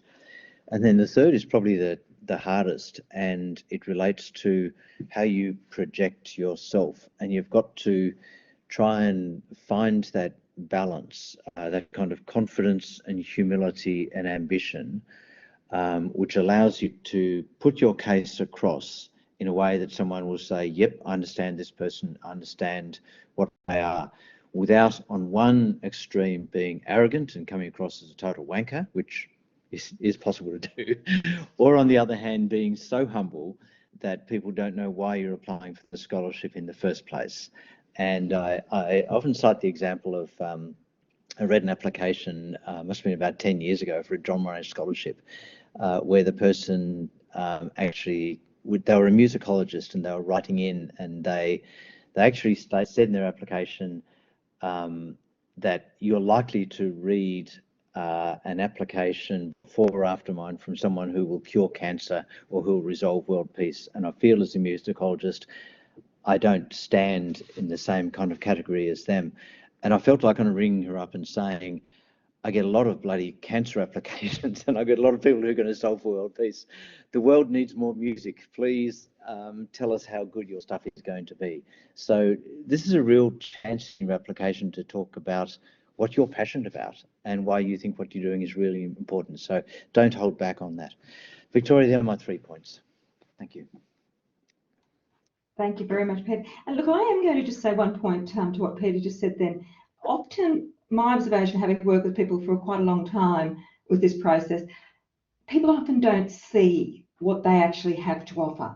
And that's where talk about, I even say, talk to your dog. Doesn't matter who you talk to, just talk, and you normalise it. You come to understand yourself. So that would be one comment I would make. Talk about it to as many different people as you can, because you get comfortable with articulating really who you are. And, you know, people understand you often more deeply than you understand yourself. So thank you, Peter. I'm going to ask now, Elise. Now, I know you've answered this question a lot of times before, and that's why I'm targeting you with this one. And it's about leadership. And, you know, scholarships always focus on future leadership. And I know that you have oodles of experience, because you've worked really in the Indo-Pacific area around leadership to do with young leaders in the area. So what can you tell me about how you evidence really the capabilities, leadership capabilities? Do you have any suggestions about what people can do? Yeah, absolutely. And I would echo some of Peter's suggestions there in terms of, I guess, you define what leadership is. It's really important, you know, if you think that it's, you know, you've got to be in X position or, you know, working on cancer or whatever it is, that's actually not true. But you have to define it for yourself and then be able to articulate that to the panel, define it for your audience, show how you meet it. I think that sometimes it's good to be unconventional in your definition, but I would also say don't stretch the truth too much or overstate your impact. So yeah, there is a little bit of an art to communicating that. Another thing that's really important is to show, don't tell. So ultimately, being able to communicate your leadership or your leadership potential, you do have to be genuine in, well, do you want to be a leader, and what does leadership look like there? I think that it's really important to, you know, I suppose it's very easy to say I am a leader, but rather show you're a leader through your actions or the things that you've done or the outcomes. And again, this is a piece of advice that Peter gave me maybe a year or two ago, really, you know, not just kind of accomplishments or titles to your name, but what did that lead to? What was the outcome or the impact of you doing that? Who did you affect? How did you change people's lives? Or, you know, what influence did that have in your community? That kind of results or outcomes or impact of something that you've done, being able to show that is much more powerful than saying I'm a leader because I'm, you know, CEO of X or, you know, the president of Y association. Speak to where you are in your leadership journey and what this opportunity could mean for the next steps. So all of you will be at very various different stages of your leadership journey. That's okay. Call it out. You know, say where you are. You know, if you've just kind of started on this journey, whether you feel like you're much more experienced, what is it that this particular opportunity could give you in terms of that next step? But also, why is where you are in your leadership journey right now, why does that make you the right person for this opportunity? And then the other thing, and I think a few people have touched on this before, is really a lot of these scholarships are about planning sometimes for years in advance. So really in this way, I would be thinking, okay, maybe I'd like to go for New Colombo Plan next year, or maybe, you know, if I do my PhD or master's in 3 years' time, I'd like to go for X or Y scholarship. Build your track record now so that when it comes to writing your application, you actually have a solid reality to talk from. Sometimes you won't be in the best position right now to apply. That's okay, and you should always throw your hat in the ring anyway and just see what comes of it. But be prepared that in order to be able to evidence leadership, you have to do the hard yards first. It's not just about speaking about it. So I guess those are some of my core pieces of advice around there. Thanks, Elise. That was great. Peter, Emily, do you have anything further you'd like to add about leadership? Because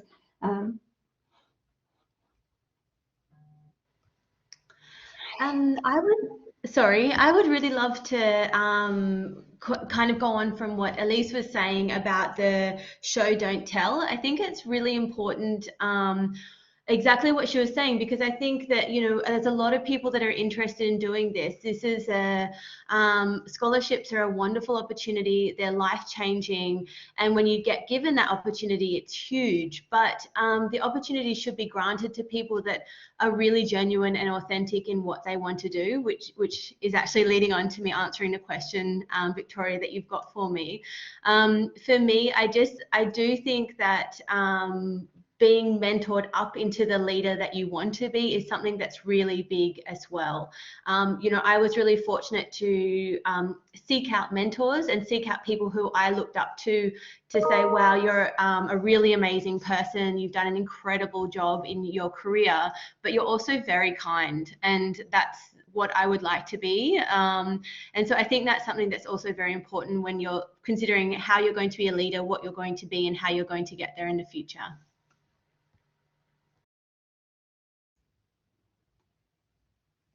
I think that is an incredible point actually about mentors, and I know many of the people attending now are undergraduates and really don't understand the importance of having mentors in your life. And everyone through every stage, you can never have too many mentors. People are very happy to take on that kind of role, and it's quite a good idea to even formally say, look, I'm looking at applying for this. Would you be open to mentoring me and having open conversations? Happy to buy you a coffee. It's a really valuable skill. How do you nurture mentors in your professional life? So you giving back, and as I said, we've got lots of mentors who mentor people through these application processes. So it's that reciprocal arrangement. Peter, what have you got to say? Oh, nothing to add. You'd kind of thrown it open to me, but I wanted to say that Elise and Emily just nailed it. I couldn't add anything to what they've said. Thank you. Okay, I've got a question now for you, Emily, and it's really about writing a personal statement. And I do remember working with you, talking to you about this the year before last now, wasn't it? So I know you've got rich insights about that personal statement. So would you be open to sharing with us about your experiences with that? Yeah, I found it really hard to write a personal statement, as you know, Victoria, because you spent a long time reading mine and helping me to come to sort of terms with what I was writing. The biggest thing that everyone kept saying to me is be authentic. And that's something, once again, there's this idea with a personal statement that you write that you need to show all aspects of your personality and sound really smart at the same time as a bit quirky, and you know, there's all of these things that you're trying to pull into this one sentence that defines you as a person, and it's a really hard thing to do. And so for me, writing a personal statement was once again getting some key words that I felt were who I was, but seeking out different other people to not only read over my personal statement to make sure it actually made sense, because sometimes when you're staring at one sentence for a really long time or a few sentences for a really long time, they really don't make a lot of sense. But it's also to go outside of your silo. And this is something that I'm really big on. You know, as a nurse who had my whole career based around nursing and healthcare, if I presented my personal statement based on that identity, it wouldn't be understood to the same extent from a whole multidisciplinary perspective. So I actually started reading a lot of different other journals and other people's personal statements, or just things that were different to what I thought, but they were in the same idea around where I saw myself in the future. I actually, I read a lot of Elise's work. So we've never met in real life. I've only ever met her online. But before we met online, I read a lot of her work, which is very different to me, but she does deal a lot with, you know, what's considered minority groups or vulnerable groups and social justice. And for me, it was really interesting to see it from a very different perspective, and then to understand the problem from perhaps her viewpoint, which is different to mine, but understanding where we can pull that information to create this personal statement on what I wanted to do in the future. So go outside your silos, seek mentors, and seek people to read through what you want to write and what you want to achieve, and make sure that the two connect up.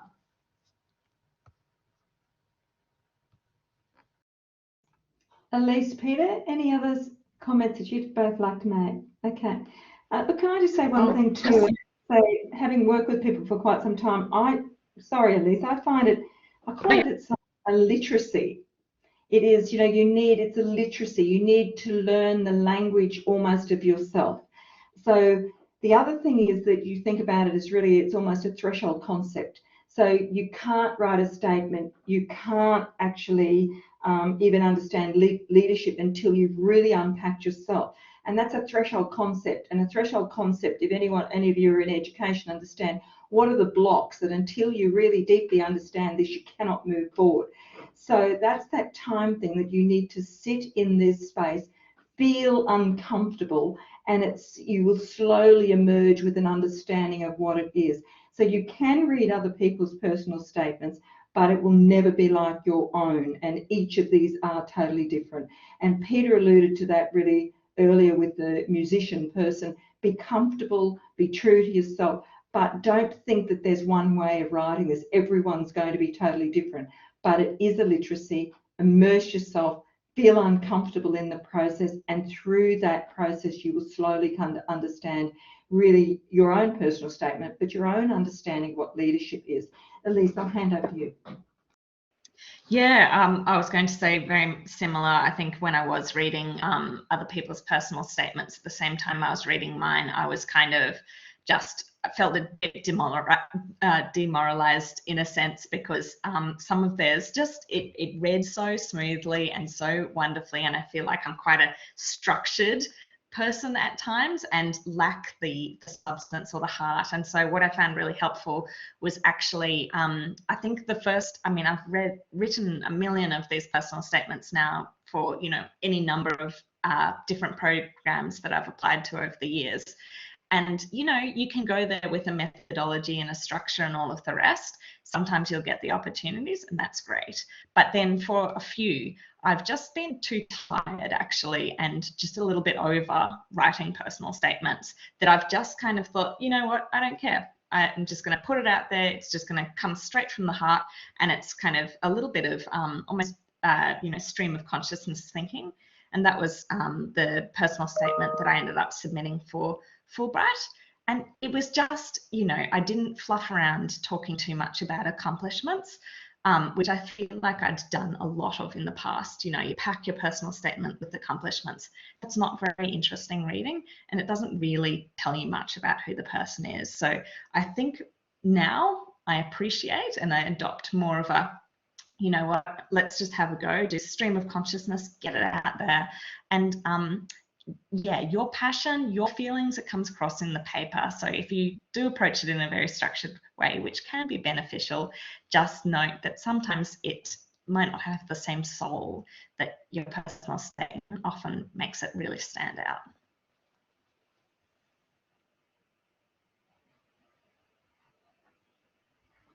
Peter, do you have any other comments? I know you're very experienced across all of these areas. No, not really. Look, the personal statement has to be personal, and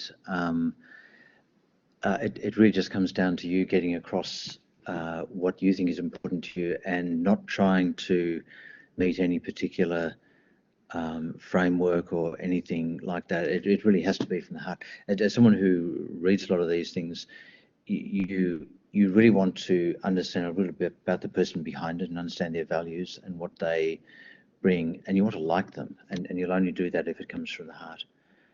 I don't think I can add too much. I think that Elise and Emily have really covered that beautifully.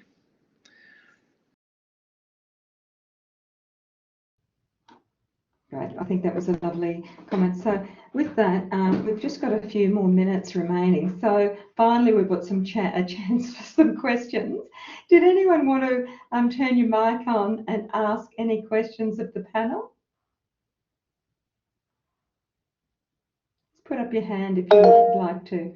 Okay, Atif, if you'd like to turn your mic on. Good evening, everybody. Thank you for the wonderful talk from all of you. I have a quick question in regards to eligibility. So, this is my personal case. I'm a concurrent medical student and a public health student at different universities, but I do have an undergraduate completed. How does that phase up with the eligibility for various of these scholarships?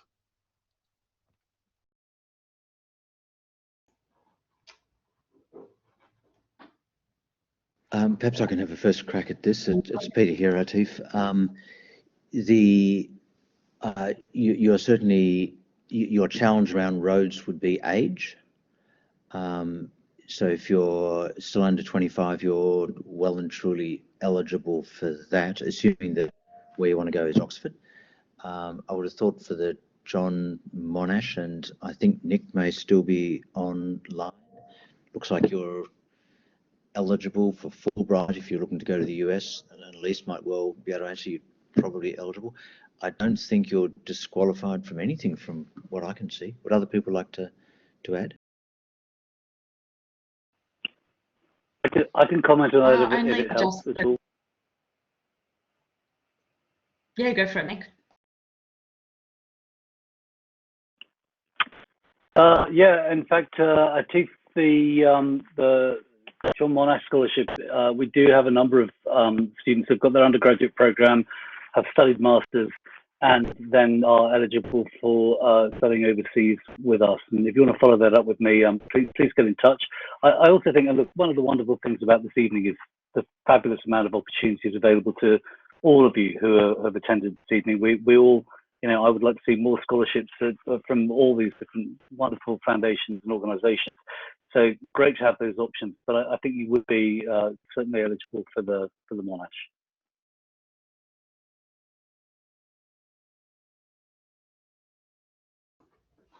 Okay, maybe time for one more question. Peter, you've got something to say? No, I was just going to say that if people have got individual questions about eligibility, maybe the best thing for them to do is to contact Victoria or Kim directly, and Victoria or Kim can actually either quickly sort out the question or direct to those of us who have been involved with those scholarships before. Thank you. And that might be a good place to finish up. So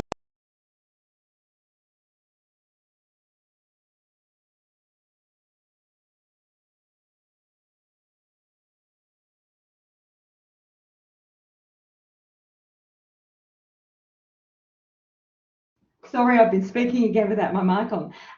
There is quite a complex. We've got a booklet that is online. If you'd like to go to our website, there's a booklet that gives much more information about the breadth of scholarships. So Atif, if you go there, you'll be able to have a look. So yes, as Peter pointed out, if you are interested in anything, please do reach out to us.